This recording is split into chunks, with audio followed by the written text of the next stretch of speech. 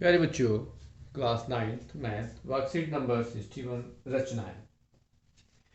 रचनाओं में आपके यहाँ किसी रेखा को बनाना, उस पर लंब बनाना, त्रिभुज की रचना करना, ये आपके रचनाओं में आता है। किसी भी रेखा के द्वारा या रेखाओं की हेल्प के द्वारा आप त्रिभुज बना सकते हैं। त्रिभुज बनाने के लिए आपको कम से कम 3 चीज़ों की आवश्यकता होती है। या तो तीनों भुजा हो जाए, या 2 भुजा एक कोण हो जाए, या फिर एक भुजा और 2 कोण हो जाए। ये आपका बेसिक सिंपल मेथड था। लेकिन आपके यहाँ जब अगली क्लास होगी या आगे के आपके जो क्वेश्चंस हैं, उसमें कुछ क्वेश्चन इस टाइप के होंगे कि जब हमें आधार भुजा, आधार का कोण, 2 भुजाओं का योग या 2 भुजाओं का अंतर, या फिर त्रिभुज के तीनों भुजाओं का योग, जिसको हम परिमाप भी कहते हैं, वो दिया हो, या फिर आधार के कोण दिए हो। सबसे पहले आपको यहाँ जो इस वर्कशीट में 61 में कहा गया है कि एक रेखाखंड का लंब समद्विबाहुत खींचने के लिए हम रेखाखंड के दोनों अंत बिंदुओं से रेखा की लंबाई के आधे से अधिक लंबाई की त्रिज्या लेकर रेखाखंड के दोनों ओर एक दूसरे को प्रतिच्छेद करते हुए चाप लगाते हैं। ये चाप एक दूसरे को जिन बिंदुओं पर प्रतिच्छेद करते हैं, उन्हें मिलाने पर दिए गए रेखाखंड का लंब समद्विबाहुत प्राप्त होता है। एक रेखाखंड का लंब समद्विबाहुत रेखाखंड को 2 बराबर भागों में विभाजित करता है। इस रेखा पर लंब होता है और इसे एक उदाहरण से समझा जा सकता है कि उसमें कहा है 9.5 सेंटीमीटर लंबाई का एक रेखाखंड खींचकर उसका लंब समद्विबाहुत कीजिए।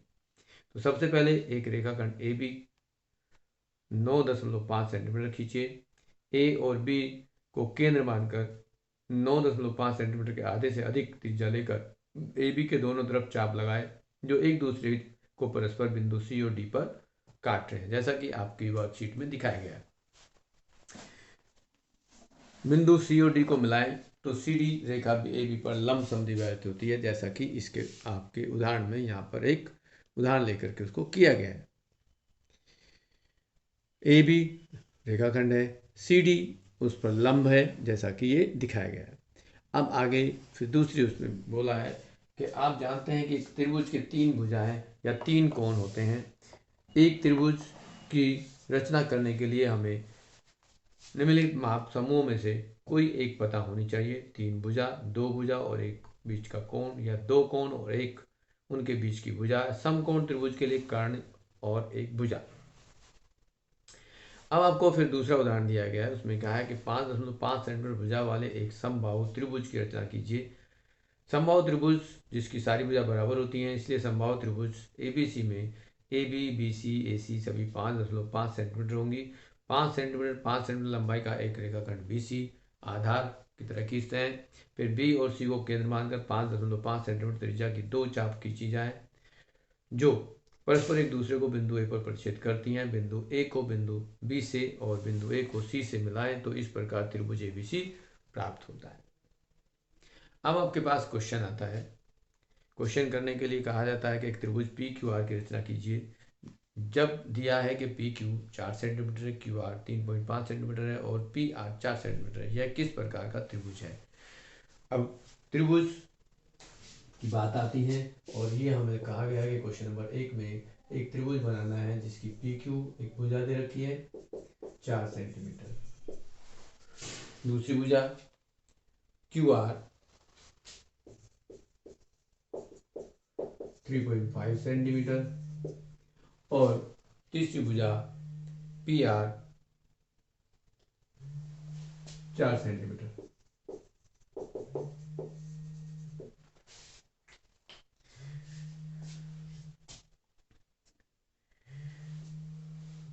अब आप त्रिभुज बनाएंगे।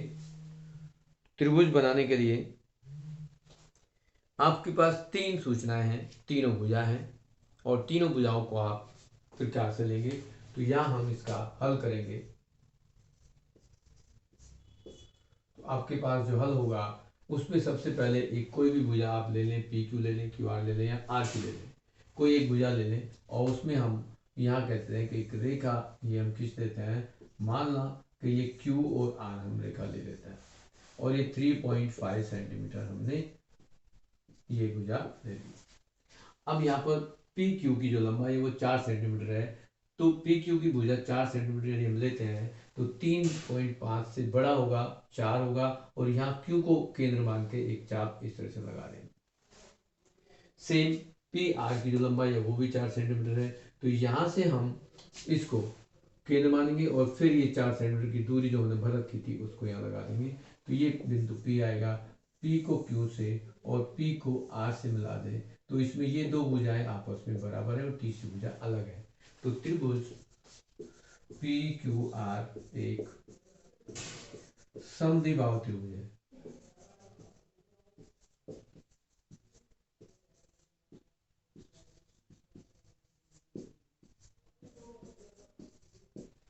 ये समद्विबाहु त्रिभुज और जिस त्रिभुज की दो भुजा बराबर होती है तो उसको समद्विबाहु त्रिभुज कहते हैं।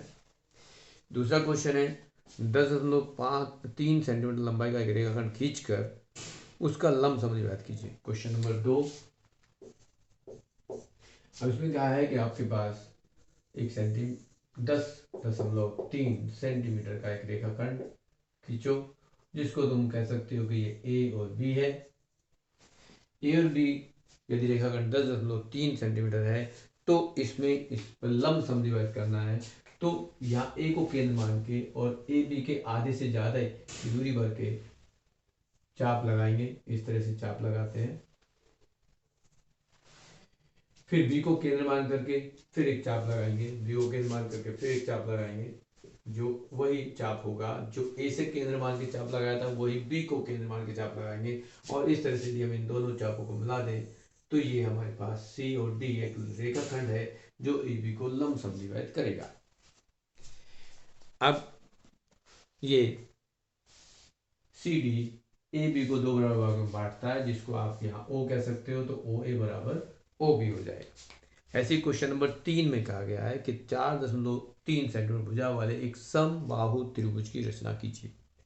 क्वेश्चन नंबर 3 में आप ले सकते हो कि उसमें कहा गया है कि 4.3 सेंटीमीटर का एक समबाहु त्रिभुज बनाना है। तो यहाँ हम यदि B और C कह दें कि 4.3 सेंटीमीटर है तो B को केंद्र मान करके 4.3 सेंटीमीटर का चाप लगाएंगे, क्योंकि वो समबाहु त्रिभुज सारी भुजा बराबर होंगी और सारी भुजा बराबर होंगी तो B को केंद्र मान के इसी दूरी से ऊपर चाप लगाएं और फिर C को केंद्र मान के चाप लगाएं।